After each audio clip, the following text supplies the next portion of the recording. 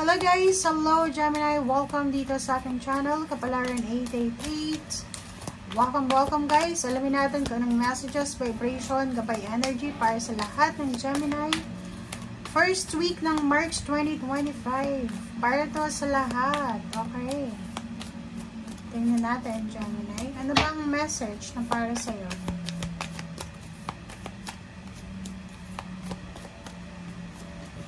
Okay, wow. Ang ganda. First two cards mo is Cherishing Self. Cherishing Self. Okay, first is kailangan mo daw na alagaan yung sarili mo. Self-love, self-care. Okay? Umiwas ka sa bisyo, umiwas ka sa gulo, umiwas ka sa toxicity, umiwas ka sa negative diet.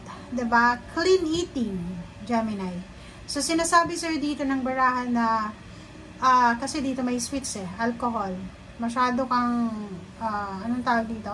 Shopping ka ba ng shopping? Masyado mo bang ini-spoil yung sarili mo sa material na bagay? Marami ka na bang utang dahil sa pag-shopping mo? So, dito sinasabi ng baraha, mahalin mo yung sarili mo ng libre lang.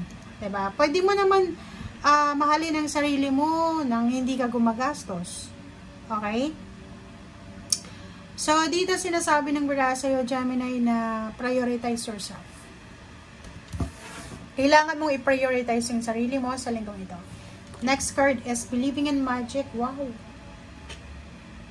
So, nakikita ko sa'yo dito na may mga Gemini na siguro hindi na sila naniniwala sa magic, mga unexpected na yan, surprises. Lalo yung mga Gemini na dumaan talaga sila sa problema. Pera, parang may mga tao kasi na kung hindi sila kikilos, kung hindi sila magtatrabaho, wala silang makukuha, walang tumutulong. Yung mga tao minsan, 'di ba, na hindi swerte sa mga raffle draws, ganyan. Yan yung mga taong hindi naniniwala sa swerte. Okay? Hindi yan naniniwala kasi iniisip niyan pandaraya lang yung mga ganyan. So, this week, sinasabi sa'yo na if hindi ka naniniwala sa swerte, it's time na para maniwala ka. Walang mawawala sa'yo. Dito sinasabi sa'yo ng barahan na papasukin mo yung swerte sa buhay mo. Kasi pag hindi ka naniwala, parang yun di ba? Pag hindi ka naniniwala, hindi yan mangyayari. Parang manifestation lang yan, guys. Okay? Pag nagmamanifest tayo, dapat maniwala tayo na mangyayari yung manifestation natin. Dapat wholehearted tayo kung nagmamanifest tayo. Okay? Believe in magic, believe in yourself, believe in your talent, believe in whatever na meron ka sa ngayon. And kung ano man yung kung ano man ang gusto mo sa buhay, paniwalaan mo na kaya mo yun na gawin. Okay? Paniwalaan mo. Mahalin mo yung sarili mo. Kasi pag hindi mo minahal yung sarili mo, makikita yun ng mga tao, mararamdaman nila yun, hindi niya nga mahal yung sarili niya, bakit ko siya mamahalin? Diba? Magtiwala ka sa sarili mo kasi yun yung pinaka-importante sa buhay mo, yung sarili mo. Okay, Gemini.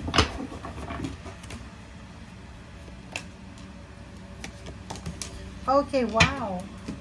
Gemini, ang galing ng baraha mo. So, tingnan mo to.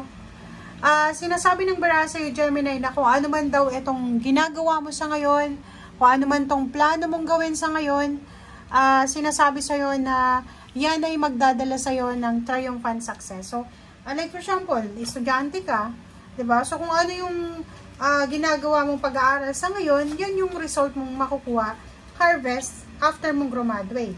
Kasi pag pag absent ka ng absent, syempre, diba? Wala kang matututunan, 'di ba? So makagraduate ka man pero wala kang natutunan. So paano ka magtatrabaho? Paano mo ipapresent yung sarili mo, parang ganun. So sinasabi diyan ng baraha sa'yo, Gemini, na kung ano man tong sisimulan mo sa linggong ito, ito ay ang magdadala sa'yo ng positive movement forward. So ibig sabihin, kung ano yung meron tayo sa ngayon, kung ano yung ginagawa natin, na nag-exert tayo ng effort, ng energy, ng pawis natin, ay yan yung magiging tulay. Siya yung magiging stepping stone papunta doon sa positibong pag-akyat doon sa tagwatog ng tagumpay natin. So, yun, di ba? So, sinasabi sa'yo ng baraha, maniwala ka sa sarili mo. Okay? Gawin mo lahat ng makakaya mo. And yun, lahat yan ay makukuha mo. Okay? Sa kung ano man ang gusto mong makuha. Okay. And literal money ito, pera. For example, kung ano yung ginagawa mo sa pera mo ngayon, kung nag-iipon ka, talagang makakaipon ka ng pera. Yung pakunti-konting ipon, pwedeng yan yung maging simula ng malakihang ipon. Parang ganun. Ang galing ng baraha mo. Grabe, lahat sila major arcana. 1, 2, diba?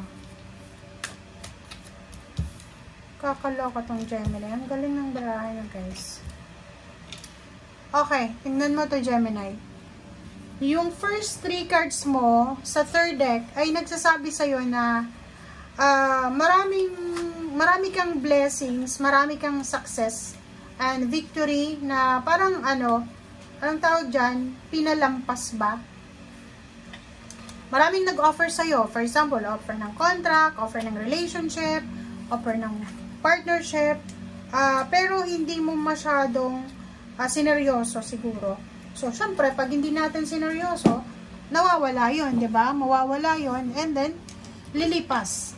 But dito sinasabi ng baraha sa'yo na this week, yung mga hindi mo itinuloy na kontrata, hindi mo itinuloy na trabaho, ay posibleng babalik ulit sa atin. Babalik ulit yan sa'yo, Gemini.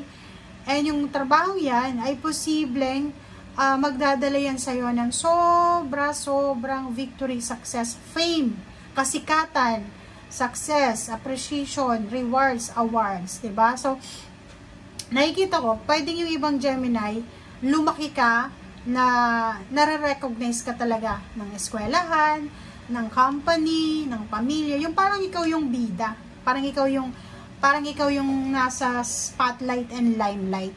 And this week, sinasabi ng baraha sa'yo na babalik yung ganong spotlight sa buhay mo. So, mapapansin ka na naman ulit ng mga tao sa paligid mo, wow, si Gemini, ganito na naman, ang sobrang galing niya, papalakpakan ka nila. So, pwedeng you will receive appreciation, commendation sa linggong ito, or pwedeng kontrata, pwedeng may kaso kang kaharap or kinakaharap, pwedeng panalo ka, and dito nakikita ko lahat ng posibleng pinoproteksyonan mo ay mapoproteksyonan mo yan sa linggong ito.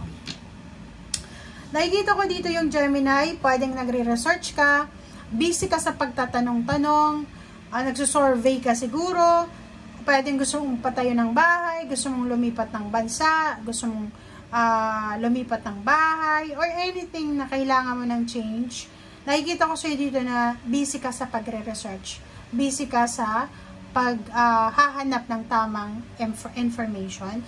And King of Cups, nakikita ko na this week ay sobrang balanse, sobrang kontrolado mo yung emotion mo. Basta perfect yung linggong ito para sa sarili mo. Kasi, yun nga, kung ano yung sisimulan mo, talagang parang Midas touch. Kung ano yung hahawakan mo sa linggong ito, ay posibleng magdala sa'yo ng victory and success, fame, kontrata, pera, good karma, or anything na may pagmamalaki mo. Okay? Thank you guys for watching. Bye!